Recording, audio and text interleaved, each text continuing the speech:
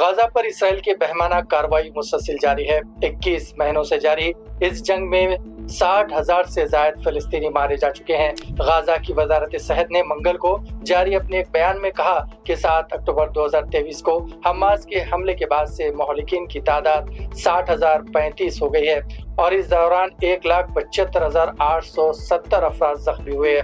وزارت صحت کے مطابق ہلاک شدگان میں تقریباً نصف تعداد خواتین اور بچوں کی ہے۔ اقوام متحدہ اور دیگر آزاد ماہرین نے اس اعداد و شمار کو سب سے زیادہ قابل اعتماد ہلاکتوں کی تعداد تسلیم کرتے ہیں۔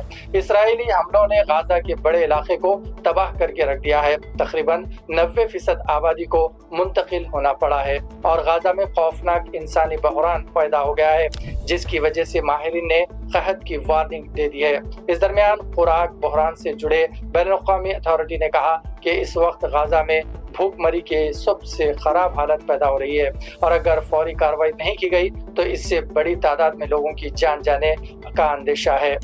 غزہ سے غذائی قلت کے شکار بچوں کی خوفناک تصویریں سامنے آنے اور وہاں بھوک مری سے جڑے معاملوں کی خبروں کے درمیان منگل کو یہ بیان دیا گیا۔ انہوں نے کہا کہ یہ وارننگ ایک خطرے کی گھنٹی ہے۔ رپورٹ میں تصدیق کی گئی ہے کہ اپریل سے جولائی تک 20,000 سے زائد بچوں کو عدم تغذیہ کے سبب علاج کے لیے بھرتی کرایا گیا، جن میں سے 3,000 سے زائد سنگین طور سے عدم تغذیہ کے شکار ہیں۔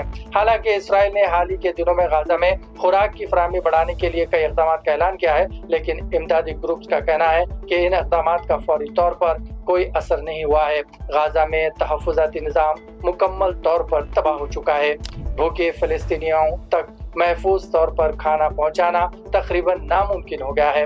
وہاں پہنچنے والے محدود امداد کی کالا بازاری شروع ہو گئی ہے۔ تاجروں کے ذریعے جمع خوری کی جا رہی ہے اور خوراک اشیاء کو زیادہ قیمتوں پر فروخت کیا جا رہا ہے۔ یہاں 1 کلو آٹے کی قیمت $60 اور 1 کلو دال کی قیمت $35 تک پہنچ گئی ہے۔